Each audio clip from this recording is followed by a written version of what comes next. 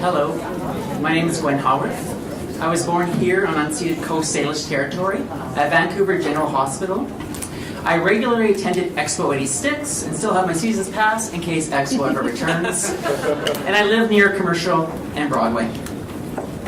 I began to realize in kindergarten that I was transgender, but did not feel safe enough to disclose this until I was 27. Those 20 plus years came with a great deal of isolation, self-silencing, shame, and internalized transphobia that I'm still working on healing at the age of 41. I have been fortunate to have support and acceptance in my adult years, which has improved my quality of life and my outlook. Still, I wish these proposed policy updates were in place during my school-age years. So on behalf of my 5-year-old self and my 13-year-old self, I endorse the proposed policy updates, which I believe will have tangible positive effects on youth, not only during their school years, but throughout the course of their lives. And as someone who will be raising children in the near future, I thank the Vancouver School Board in advance for providing the space for children to know that their diverse families are welcome as part of the school community. I work for Vancouver Coastal Health as the LGBTQ Two-Spirit educator for Prism services. In the past 3 years, I have facilitated nearly 200 workshops on LGBTQ Two-Spirit and trans inclusion and proactive policy implementation for healthcare, social services, nonprofit housing, and post-secondary institutions. I have also worked nearly 5,000 hours as a frontline shelter worker for Rain City Housing and Support Society, primarily in downtown East Side. In 2000, I worked for the Vancouver School Board for a year as a special education assistant in an ESL kindergarten class at David Livingston Elementary before entering my graduate degree at UBC. In the recent past, I volunteered in depth with the Catherine White Holman Wellness Centre and the Vancouver Parks Board's Trans and Gender Variant Inclusion Working Group. Currently, I volunteer on the LGBTQ Advisory Committee for the City of Vancouver, the Board of Directors for Out on Screen and Out in Schools, and the Advisory Committee for Safe Choices, a program within the Ending Violence Association of BC. This paid and volunteer work has time and time again shown me the importance of understanding intersectionality and how it is the people struggling against multiple barriers and stigmas that are most impacted by the absence of proactive policy, tangible guidelines, knowledgeable staff, support, and resources. Simply put, when effective trans inclusive policies do not exist, it is often the trans individuals who are also facing poverty, racism, intergenerational trauma, colonization, and/or family rejection that are impacted more intensely than those who have access to resources and social capital. As Audre Lorde wrote, there is no such thing as a single-issue struggle because we do not live single-issue lives. I believe these proposed policy updates will help many youth, staff, and parents to understand, accept, and advocate for diversity and stand up for their fellow students. As one wonderful mother said on May 14th, these policies will not make your child transgender, but it will likely make your child a better ally to others, reduce barriers, and very likely help some children have the courage to come back to school day after day. And when it comes to homophobic and transphobic remarks or actions by students, I have faith that the Vancouver School Board will continue to do its best to not call out students by finger pointing and punishing, but rather welcome in students by educating against bullying, thereby including all youth in creating a more supportive school community. Although I was not surprised, I was still very happy to see the overwhelming support for the proposed updates by researchers, medical, legal, and psychiatric professionals who work specifically in trans health care and policy, and who are therefore extensively informed by current policies, current research, and their own current practice. I was also happy to hear and read that members of the Canadian Professional Association for Transgender Health and the World Professional Association for Transgender Health endorse the proposed updates and say that they do indeed align with current practices for supporting trans youth. And as they pointed out time and time again, these policies address supporting youth in the school community. They are not about the medical or psychiatric care that trans youth with their parents may seek elsewhere from specialized trans care healthcare professionals. Again, no one needs to be diagnosed in order to be supported for who they are in their learning environment. To end, I have read the existing and the proposed policy updates. Through my ongoing work as the LGBTQ Two-Spirit educator with Vancouver Coastal Health, and through my participation in creating the trans and gender variant inclusion recommendations for the Vancouver Parks Board, I feel confident in endorsing the proposed policy updates and believe they will better serve the school community than the existing 2004 policy. Thank you for your time.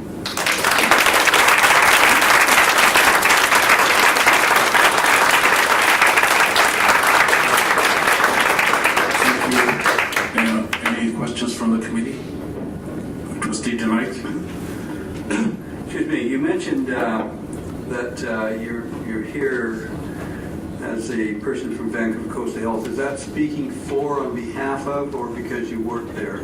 I was just letting you know what my experience is working with in terms of LGBTQ2 and spirit and trans inclusion policy implementation, and that I do workshops, with many different people talking about what that policy implementation looks like to support people and support staff and families around that. Yeah, it sounded like there was quite a number. Just one clarification on that. Yeah, absolutely. I wasn't questioning your experience. Oh, for sure. No, I'm here on behalf of myself today. Thank you. Thank you, Glenn.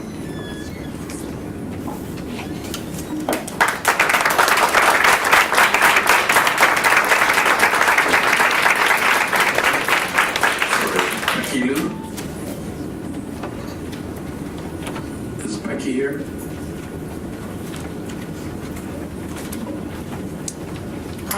Becky doesn't speak English well, so I'm speaking on her behalf.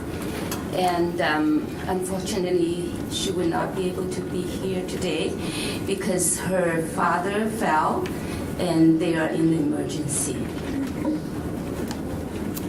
Sorry, did you say Becky is not here? She is now in the emergency because her father fell just now, so she's not able to be with me, but she authorized me to speak on her behalf. Okay. Okay, thank you. We'll allow it. Thank you very much. I appreciate that. Okay, I support that all LGBT students should enjoy a safe environment in school, and I support all non-LGBTQ plus students to have a safe environment. However, when I read through this policy, I do not see anything which is dealing with the bullying issues such as cyberbullying, name calling, ganging up on a student, or singling out on a student, verbal abuse, or physical violence. There's no guideline of the codes of conduct so that students know what to do and what not to do.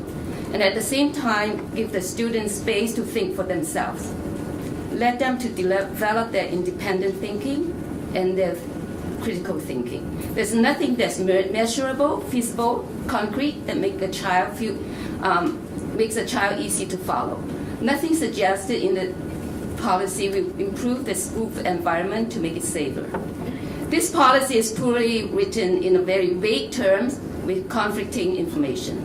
In the policy statement, the first paragraph, the board is committed to establishing, maintaining a safe, inclusive, equitable, and welcoming learning and working environment for all members of the school community, including all students and employees who identify as or perceive as such, LGBTQ+, and those who are questioning their sexual orientation or gender identity.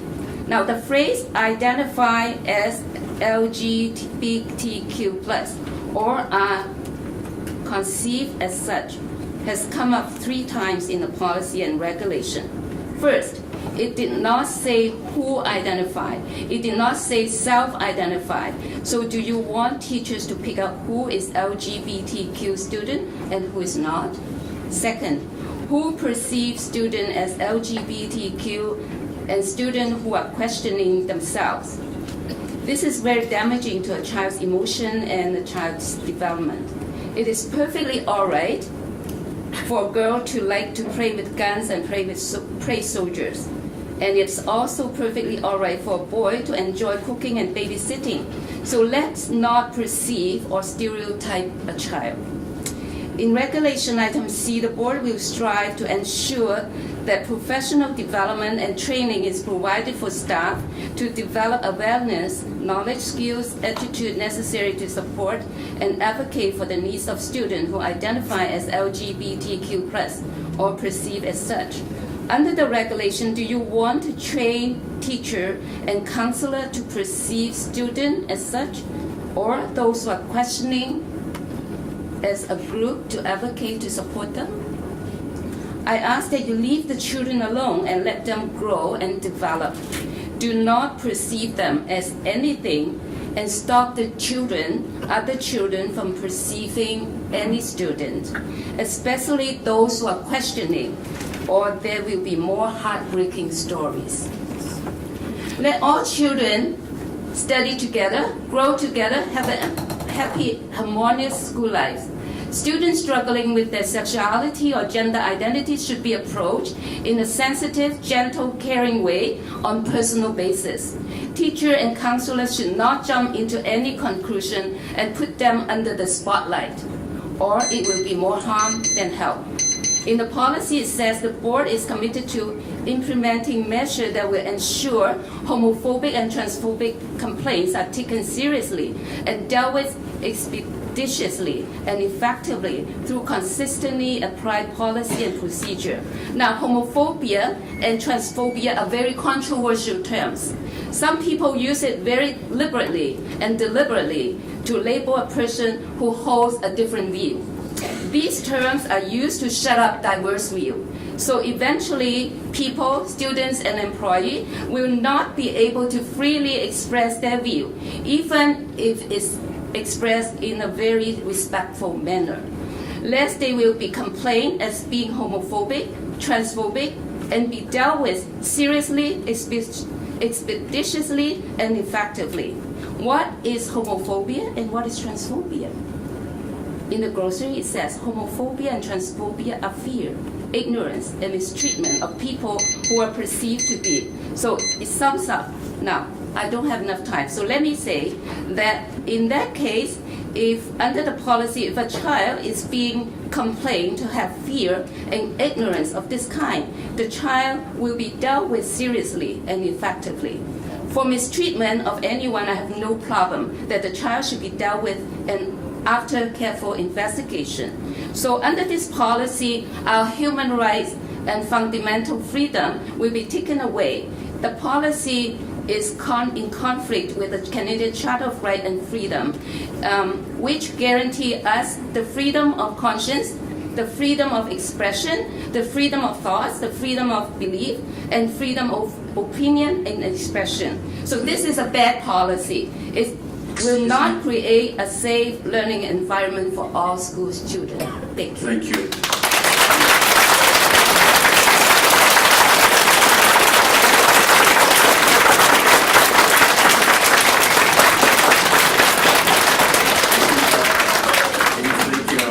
Ms. Liu, for your presentation, since she's not here to answer.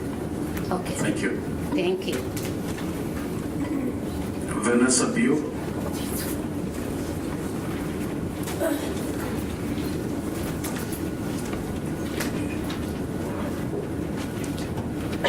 Can I start? Go ahead. Okay. So before I begin, I'd like to acknowledge that this is taking place on unceded Coast Salish territories, which includes the Musqueam, Squamish, and Tsleil-Waututh nations.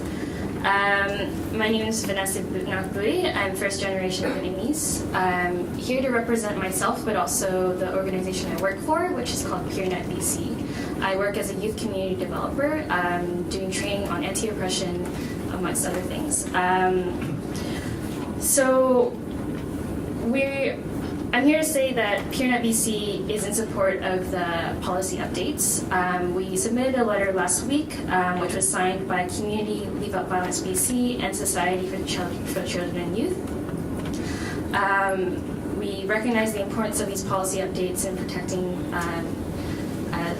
LGBT students, and it's something that we actually work a lot around with at our organization. I do have some recommendations around some of the language used in the policy, which is the use of phobia. Recently, I've started learning that to use phobia is ableist language, and that's partly because phobia is a real anxiety disorder that people have. So when we say homophobia and transphobia, it's actually a misuse of the term. What we're trying to, so a suggestion I have is to use antagonism, because antagonism is open and it's open hostility and opposition towards a group of people or individuals. And that's what I feel we're trying to actually address. So to put that into context and to give examples, people who are here opposing this policy update aren't here out of an unexplained fear, but are actually here because they openly oppose and are hostile towards people who are trans or queer and gay and lesbian. So last week, a trans youth who spoke had been asked what were some tangible actions the school board could take, and they suggested using that teachers are providing anti-oppression training. And I do want to acknowledge that that's something that, as an organization, that we offer and provide. So it's already out there. It's not something new. We don't have to reinvent the wheel. The resources are there. And my final point is that I was here last week and I was observing, and I'm here again today, and I've been realizing that although a lot of the people here in opposition to the policy updates, are against the safety of trans individuals and against the safety of LGBTQ individuals, a lot of it has to do with the lack of support for these family and these parents to understand these policies, that there isn't enough information for them to understand what's actually happening, and to even understand why these policies are important, and I think this is really, what I want to say is that it's not just students who go through the school system or teachers who go through the school system, it's families too.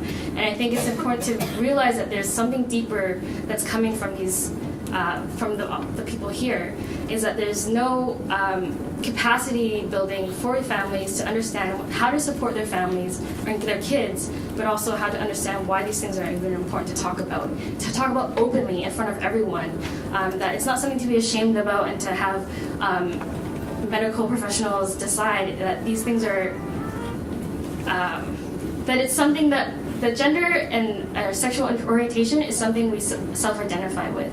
And I think it's really important to talk about why that is important. And I would also the last thing I want to point out too is a lot of the people speaking here are adults and aren't even people who have to go through the school system and have to face bullying and harassment. I speak as someone who, as a former student, I graduated from David Thompson Secondary, and I also identify as by gender, but at that time, that language wasn't there for me to understand. And now leaving high school and realizing more of who I really am, I do recognize the importance of these policies and how it would have benefited me as an individual to even have conversations around gender and identity and sexual orientation. So thank you. Thank you.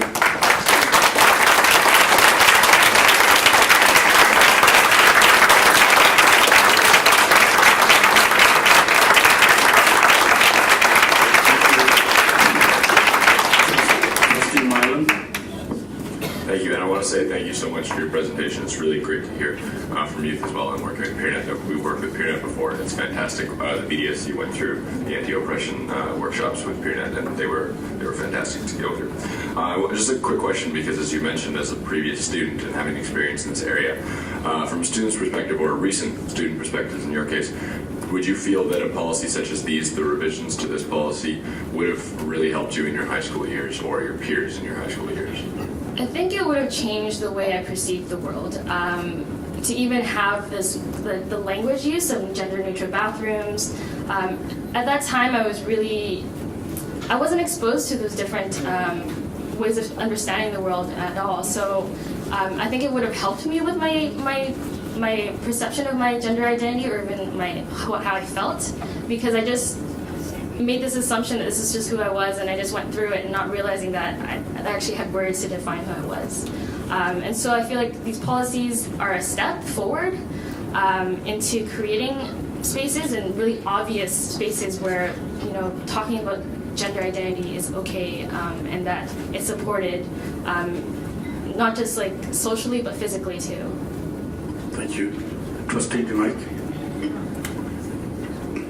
Excuse me, you made some comments about, one of which is I'd ask for clarification when you mentioned that people basically who who are against aspects of this policy are against the safety of transgender people. Would you mind clarifying that? Yeah, so what I mean is that this policy has been created intentionally to enhance the safety and to create safer spaces for trans youth and also LGBTQ youth. And so to even oppose any aspect of these policies, I mean, it's one thing to ask for clarification and to ask for definitions, but to challenge them outright, I think, is problematic because these policies have been created for a reason. It's out of a need, a necessity.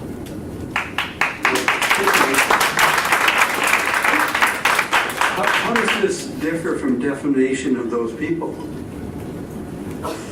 Can you clarify what you mean by that? Well, I think you have defamed a number of people here who are basically asking questions about the policy by saying they are against the safety of transgender people.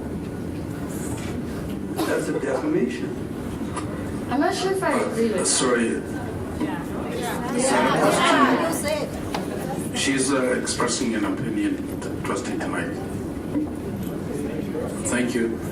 Thank you for your presentation. Thank you.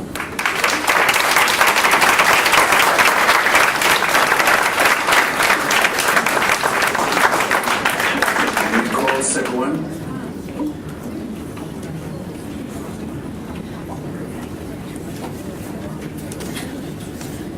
Hi.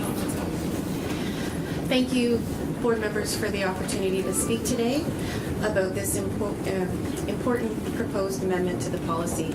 My name is Nicole Seguin, and I'm the mother of a 17-year-old gender non-conforming grade 11 child. Born female, it became very evident from a young age that my child was not like other girls. And when he was able to tell us, he confided, in fact, that he needed to live life as a boy. His name is Corey Oscom, and I would ask if you'd like more information, you can easily Google his name for a complete summary of his story, as he's very comfortable sharing his story about his journey and is available for questions here if you have any. I'm here as a mother, interested in the safety, health, and well-being of my child and others like him. I am speaking in strong support of the proposed policy before you this evening. The Vancouver School Board and the current policy with regard to gender non-conforming students was integral in ensuring that my child's transition from female to male 2 years ago was safe and supportive for all those involved. While the 2004 policy aided in Corey's transition going smoothly, it lacked the specifics that the proposed policy now has. Those specifics, I can't stress enough, are essential. We definitely need a policy that ensures that issues like preferred names and pronouns, bathroom use, change room use, and how transitions are conducted in Vancouver schools are clearly and universally understood by all those involved with that student. Without the specifics ingrained in the proposed policy, staff and students are left with a huge gray area that can jeopardize the health and well-being of these vulnerable students that they are truly trying to help. To be clear, the transition process that occurred with Corey at Britannia Secondary School was initiated and guided by Corey and myself, his mother. It was initiated after careful consideration and meetings with the principal, vice principal, diversity mentor, and Corey's medical team. To suggest that this would ever be done lightly or in haste would be wrong. The staff member who assisted us and the teachers and principal were all excellent in ensuring that my child had access to bathrooms and locker rooms that were congruent with his chosen gender and gender expression. This included the hockey changing room within the Britannia Hockey Academy. Corey also transitioned around the same time from female hockey to male hockey without incident. While our transition story is generally a good one, bumps in the road did occur. When Corey was still identifying as female, but appeared male, a substitute gym teacher humiliated him and threatened to send him to the office for lining up in the girls' line during a segregated gym class. He suffered from frequent urinary tract infections because he felt unable to use the bathroom in primary school, choosing instead to sneak off school property to use the bathroom at the hockey rink, which he was familiar with. Sorry. With all due respect to those in attendance today, I do not truly understand the opposition to this excellent policy. It does not encourage children to be gender nonconforming or transgender, or initiate a transition for those students. It endeavors to ensure that once a child shares who they truly are with their parents and their school, the school has the knowledge, tools, and guidance to ensure that the student is safe and respected within the Vancouver School Board. I understand that a concern for some parents is that they don't want their children exposed to discussions about my child's gender identity or gender expression. Again, with due respect, I feel it's the obligation of our education system to ensure that the diversity of our community is taught both in the classroom and by example in how we treat our fellow students.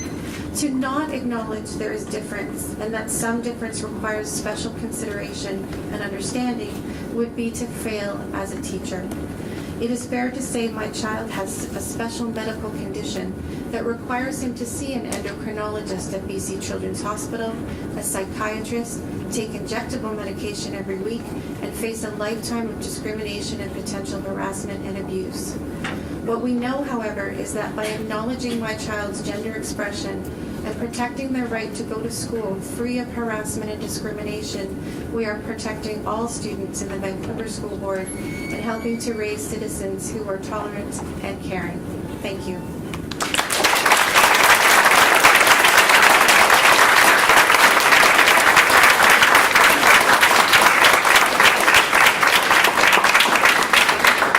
Thank you, Nicole. Are there any questions? Trustee Miley? Thank you. I just had a quick question. I missed at the very beginning of your speech that your son's name was Corey Oskam, O-S-K-A-M. Thank you. Thanks. Trustee Lombardi? Yes, thank you very much for that very moving presentation. Just a question for Corey. He said he would be available to answer. I'm just thinking about your experience in the schools, and maybe you could speak to how you felt supported and if there would have been some other things that could have been done to help you along your journey. Yeah, definitely. I think being in the Vancouver School Board, I knew that this policy would keep me safe in my school and help me transition. But at the same time, like my mom said, there were bumps and bruises in the road, and I feel as though that this policy will improve those bumps and bruises and allow other students to transition safely. I mean, there are definitely a lot of little things you can do, but I think overall that this policy tackles a lot of different things that, I feel as though the LGBT students in my school have been struggling with. And for example, bathrooms that everyone can go into and feel safe in. Like my mom said, I still go to the rink, and I've been going to Britannia since grade 3, and I'm currently in grade 11. I still feel unsafe going to the bathrooms because they're not gender neutral, and so going to the rink is the only way for me to feel comfortable.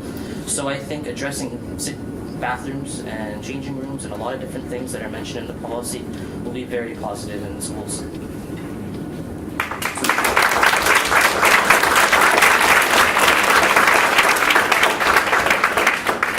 Trustee Backus? Thank you very much for sharing your story and for giving your feedback. And I guess the question that I feel needs to be, I think that the understanding that I feel that is not everyone is sharing is what you imagine life would have been like without a supportive school system. I know it's not perfect. I know we have a ways to go.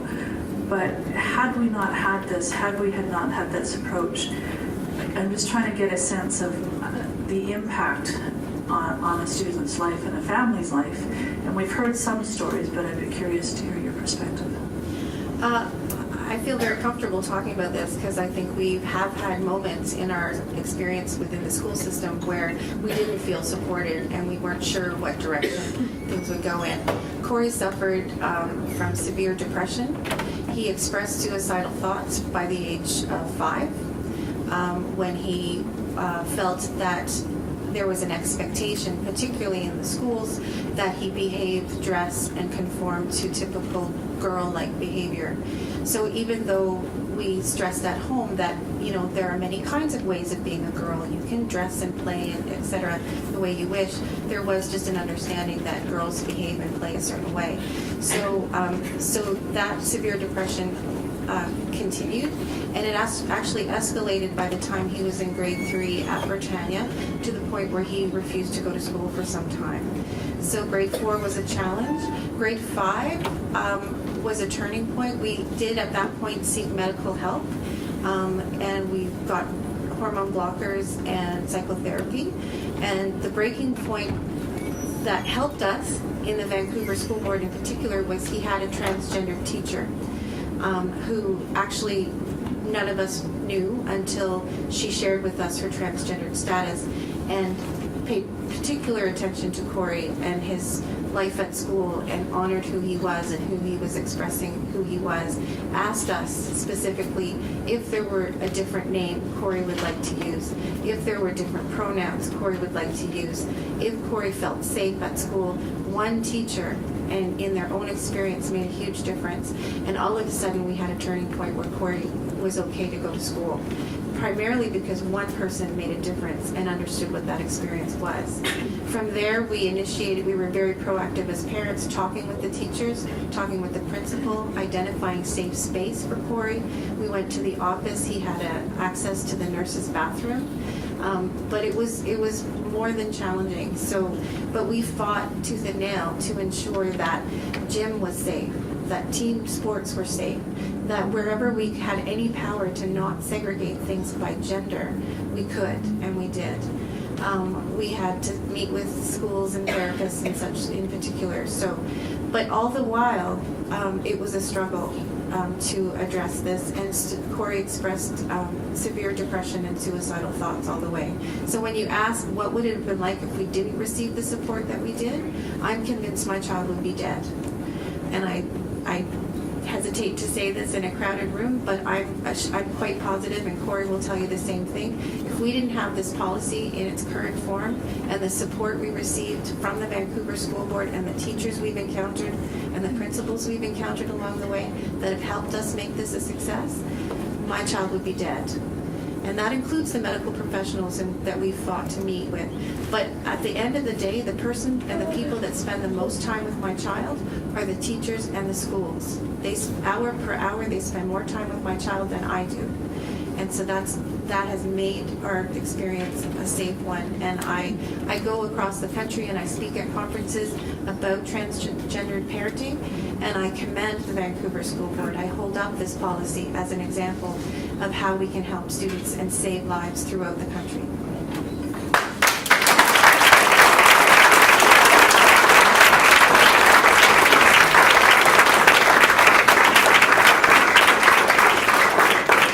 Any further questions? Thank you, Nicole and Corey. Thank you.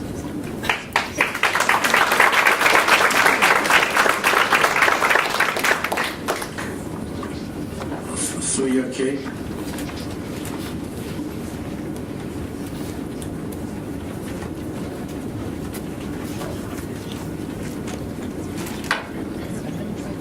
This one on too, because that one seems to be getting low on the battery. We'll just see it. If I can't turn it on, I'll try. Testing, doesn't work. It's not on yet. Oh, okay.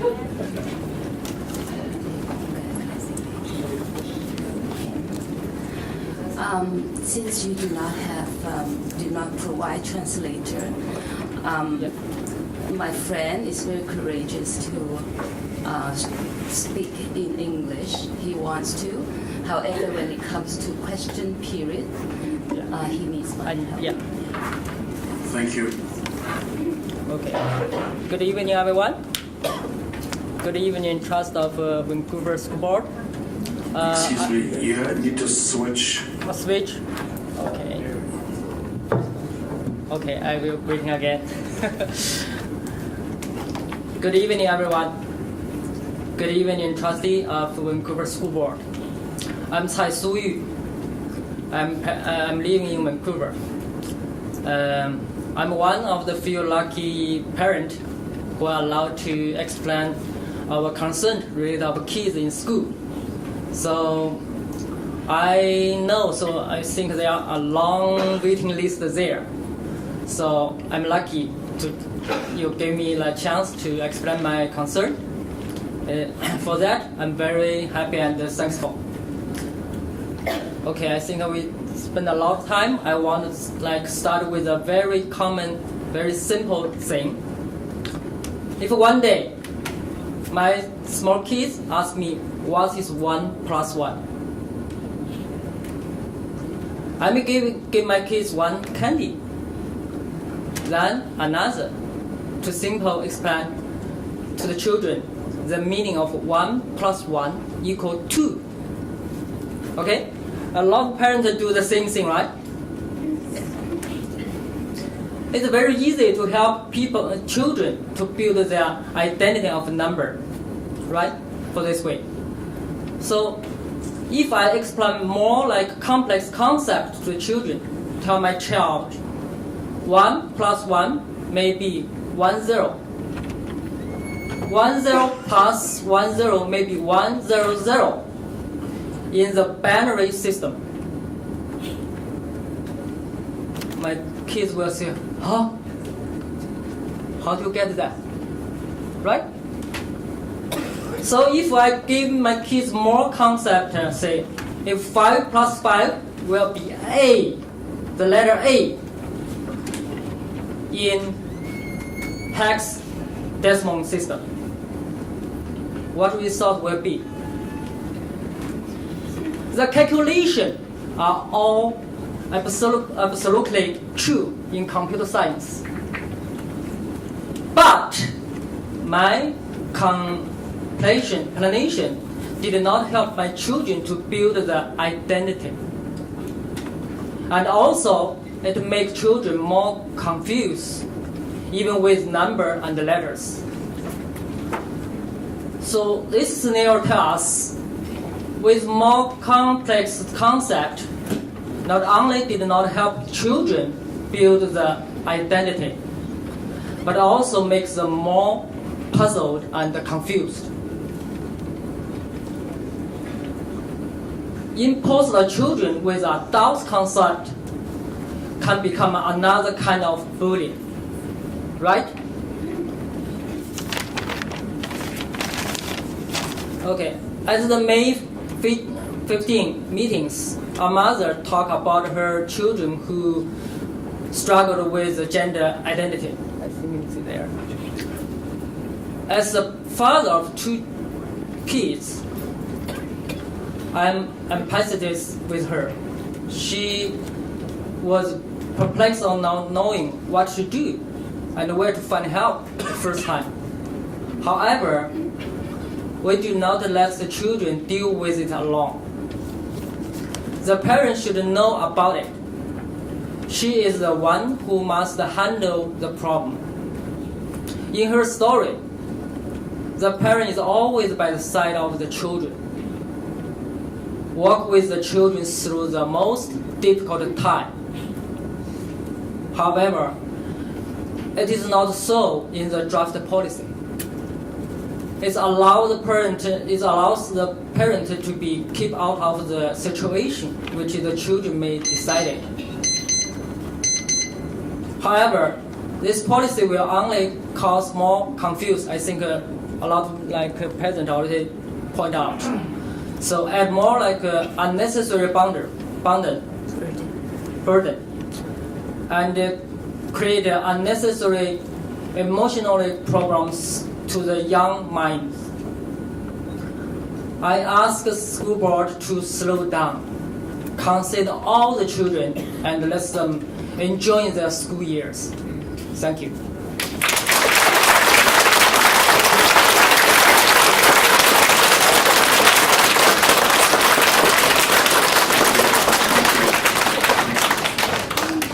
Any questions from the committee? No. Thank you very much. Thank you.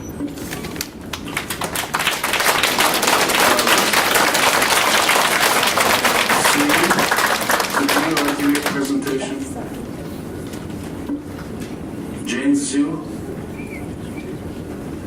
James?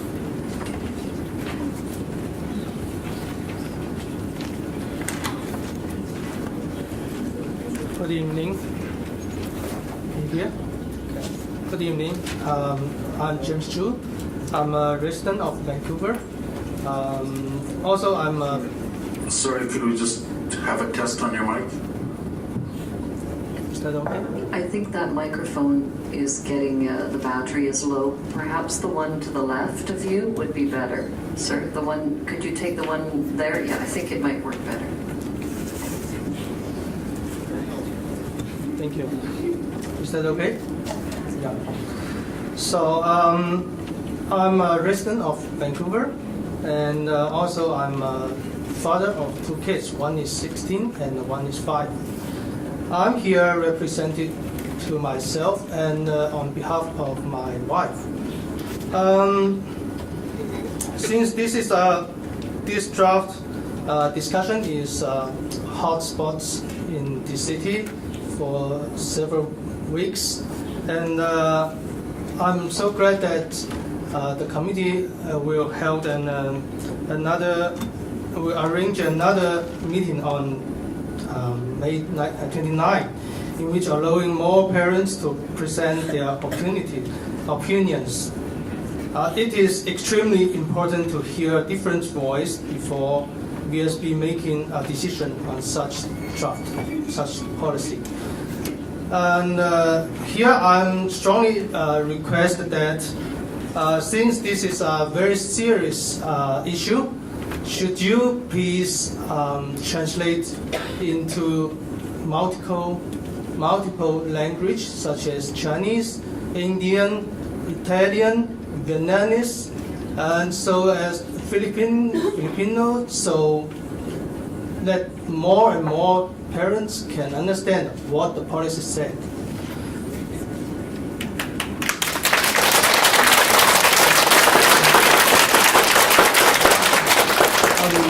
Living in a multicultural society, I can fully understand that a different person will have different thoughts, and I certainly respect their lifestyle.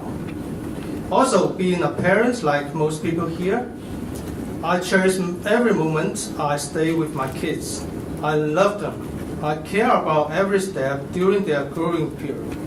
Like most parents sitting here, I send my kids to school for better education, for better communication skill, for learning to be an honest person. I would like to discuss their thoughts with them before they make decision, because this is my right of parenting as a father. And I think this is unchallengeable, because we are the first caregiver for my kids.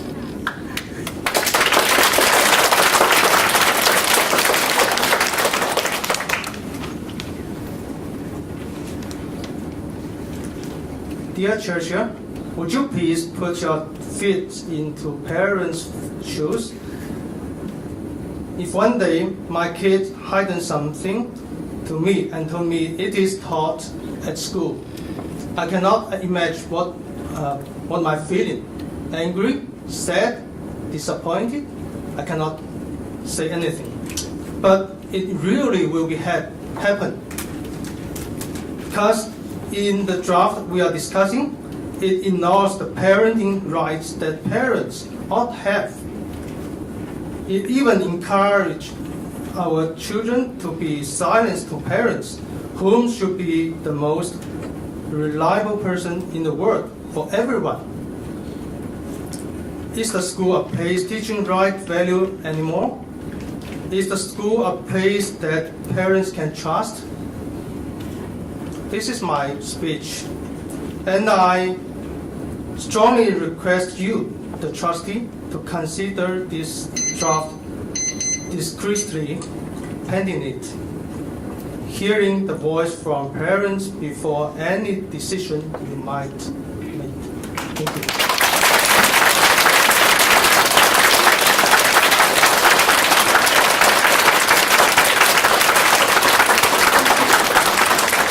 Any questions of the committee? Thank you very much. Our next presenter, Young Woo Lee.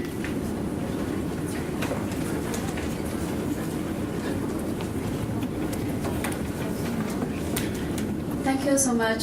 I know I'm very lucky. I'm a Vancouver resident. I'm a parent of 2 sons. I have read the draft revised policy and regulations, sexual orientation and gender identities ACB and ACB R-1 and attended the VS Committee 3 meeting on May 14th. In that meeting, I heard a lot from LGBTQ plus group members and related groups, but only a very few parents and concerned citizens were allowed to speak. I feel so lucky to get this chance to speak to you because I only applied to speak just the day before yesterday, and I'm here. I know many others who applied to speak but didn't get the chance. First of all, what I want to emphasize is that this policy affects every child in school. It affects every parent. In long term, it also affects the whole society. It is not only a BSB issue. It is not only LGBTQ plus issue. It is a fundamental issue, which may have long-term damaging impacts on our children and the whole society. Children are the future of every family, the future of the whole society, and the future of our country. The policy deserves much more thorough consultation, and parents want to get involved. There's a lot of misinformation out there. Many parents are not aware of this policy, especially those in ethnic communities, not just in Chinese community, but the South Asian community and the Korean community, the Japanese, the Filipino, the Jewish, Muslim, Hindu communities, and many more. This policy should be accurately translated word to word in full content by certified and independent translators for every parent of all ethnic groups to carefully look at. And the school board should hear from them before making a decision.